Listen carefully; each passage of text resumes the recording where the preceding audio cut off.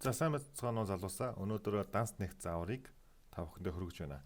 Тэгээд Vintage Broker дээр данс нэхийн тулд тань руу явуулсан линкэн дээр дараад шууд одоо энэ цонх харагдах байгаа. Тэгээд энэ цонхон дээр бүгдээрээ бөглөөд явчихна гэсэн үг. Эсвэл хэрвээ яг одоо данс нэг заавар гэсэн бичлэг үзэж байх юм бол яг энэ бичлэгний одоо дээр за Facebook дээр бол дээр, YouTube дээр бол доор тайлбар хэсэгт байгаа линкэн дээр дарангууд мөн энэ хувцас гарч ирж байгаа шүү. За тэгээд энэ дээр юу бичих вэхээр мэйлээ бичнэ бүгдээрээ бүртгэлтэй мэйл хаягаа бичих хэвээр. За тэгээд мэйл хаягаа бичснийхаа дараа одоо мэйл хаягаа баталгаажуулах код буюу энэ send код гэдгийг мэйл руугаа илгээгээд за мэйл дээрээ ирсэн кодыг энэ дээрээ хийдэг байгаа шүү. За send код буюу мэйл руугаа баталгаажуулах код явууллаа. Үүний дараа мэйлэн дээр нөгөө нэг баталгаажуулах код нь ирэх хэвээр шүү. За энэ дээр бол надад одоо ирсэн мэй за нэг юм хүзүүл харагдана. За тэгэнгүүт энэ хараа энд байгаа кодоо копи буюу хуулаад ийшээ тавьчлаа гэсэн. За үүний дараа болохоор нууц үг байгаа. За нууц үгээ бид нар ерөөсөө нөгөө нэг мартаж болохгүй тийм нууц үгийг хийх хэрэгтэй шүү. За нууц үг хийсэн.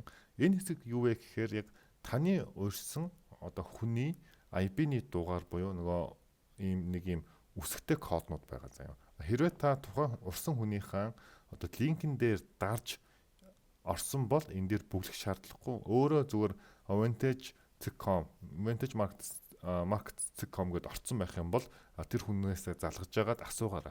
Яагаад гэвэл ямар нэгэн одоо community-д орохын тулд тухайн одоо академийн IP дээр бүртгэлтэй байж ордог учраас IP дээр бүртгэлгүй орчих юм бол дахиад нэмэлт ажлууд болчдөг учраас асуугаад тэр кодыг нь бас аваарай. За энэ болохоор яг нөгөө линкээр орсон учраас асуудалгүй бүглэхгүй явуулчих болно. Тэгээ энэ хоёрыг чеклээд за Great account гэдээ дарлаа.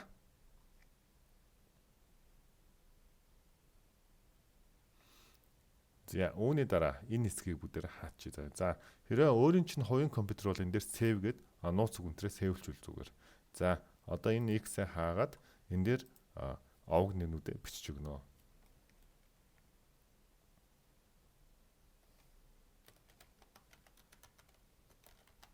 За овг нэрээ хамгийн гол нь маш одоо зүв бичих хэрэгтэй шүү. За тэгээд бүртгэлтэй усны дугаараа бичих хэрэгтэй. За энэ дээр дансны сонголт гарч ирнэ. За маш олон төрлийн данснууд байдаг. Тухайн трейдерийн одоо ямар төрлийн трейдер вэ гэдгээс хамаараа дансны төрлүүдийг сонгодог. За бидний хувьд бол яг анх сурж байгаа хүмүүсийн хувьд бол стандарт данс зүгээр. Тэгэхээр яг ихэнд сонгогдсон буюу энэ стандарт STP гэсэн дансыг бүгдээрээ сонгоорой. За тэгээд USD гэдгийг сонгоно. За ингээд стандартыг нь сонголцсон байх болоод тэгээд доор байгаа энэ дөрвөлжин хэсгийг чектэд тэгээд next дарна. За үүний дараа болохоор нэг ID баталгаажуулах гэж байгаа. За ID баталгаажуулах дээр шууд дарна. Та бүхэндээ зөвлөгөө өгөхөд ID баталгаажуулаагүй байхад deposit буюу цэнэглэлт битгий хийгээрэй. Яагаад гэвэл ID-н дээр чинь нэр дээр чинь ч юм уу бичиг баримтан дээр чинь янз бүрийн зөрчил гарах юм бол буцаагаад мөнгө татаж авахд асуудалтай байж магадгүй учраас заавал одоо аккаунт баталгаасны дараа депозит хийгээрэй. За ID-гаа баталгаажуулъя бүгдээ. За үүн дээр ер нь л ингээд харах юм бол яг одоо та бүхэн энэ бичлэгийг үзэж байгаа бол магадгүй тий сарын дараа 2 сарын дараа үцхэд Vintage Broker өөртөө нөгөө нэг сайтн дээрээ ч юм уу ийм апдейтүүд жоохон өөрчлөлтүүдийг хийсэн байж магадгүй. Тэр болгон дээр одоо яана одоо яах вэ гэж асуух биш. Яг тухайн энэ одоо гарч ирсэн цонхнуудаа хараад тэгээд яг уншаад зөв бүгэлчгэл л болно. За манайхаа бүр амар хэцүү зүйл биш. За одоо энэ дээр жишээлбэл ID карт буюу монголоор л нөгөө иргэний өмнөх гэж байна те. За иргэний өмнөхлөө чеклэлээ.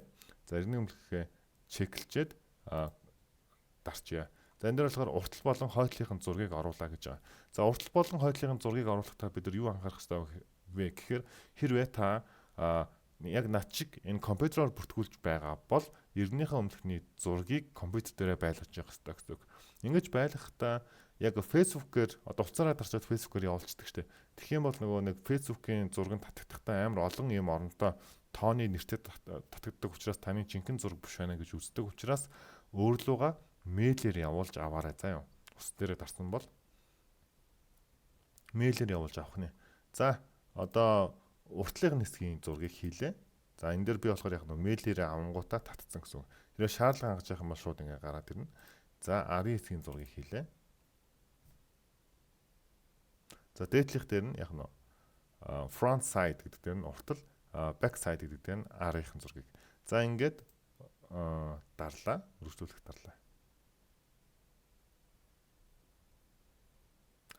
За ингээд ID маань ямарсан баталгаажчлаа. За үүний дараа ахаад нэг баталгаажуулах ёстой зүйл байдаг. Тэр нь юу вэ гэхээр оршин суугаа газрын тодорхойлолтоо бид нар баталгаажуулах шаардлагатай. За энэ дээр харах юм бол шууд real dance маань нэгдсэн байна. За одоогийн байдлаар нэг данстай харагдаж байна тий. За тэнгууд энэ profile гэдэг хэсэг рүү дарангууд энэ дээр бидний нөгөө нэг баталгаажуулах ёстой хэсгүүд харагдаж байна. За үүн дээр одоо энэ level 3 гэж байгаа. Энэ дээр нэг оршин суугаа газрынхаа тодорхойлтыг бид нар баталгаажуулах ёстой гэсэн үг. За тэгвэл энэ verify now гэдгээ дарчих. За verify now гэдэг дээр дарчаад энэ дээр мэдээж хэрэг өөртөө хаягийг яг бичиж өгвөл зүгээр.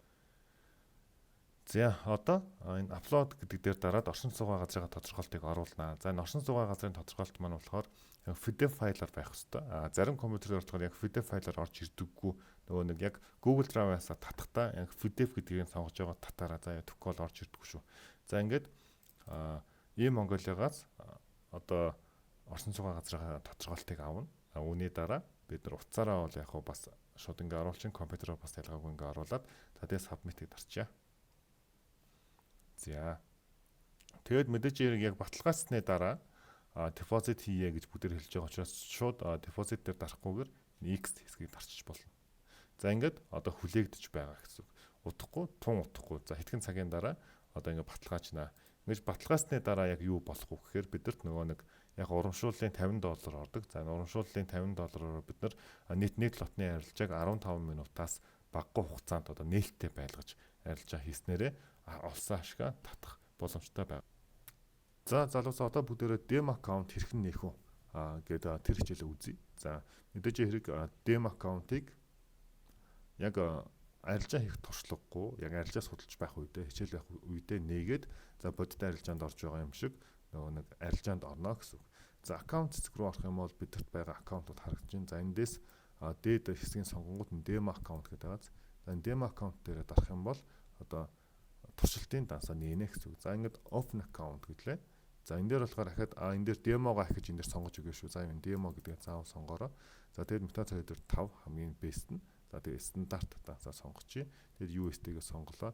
За энэ дээр бидний хөшүүрэг харагдаж байна. За хөшүүрэг ер нь бол одоо 500 та хөшүүрэг байвал зүгээр. За үүний дараа хэдэн долларын demo аккаунт нээх вэ гэдэг харагдаж байна. За бид нар бол яг хуу таны яг баланс яг real dance нэвэл хэдээр одоо нээх боломжтой тэр дүнгээр ер нь demo аккаунт арилжуул зүгээр. За бид нар ихэвчлэн 1000-аар нээдэг болон 1000-аас доошоо нээдэг штэ. Тэгэхээр 1000 сонгоод submit дарчих. За ингээд demo аккаунт маань нээгдэж байна. За demo аккаунт нээгцэн гэдэг нь юу гэсэн үг вэ гэхээр одоо demo аккаунт руу нэвтрэх нууц үг болон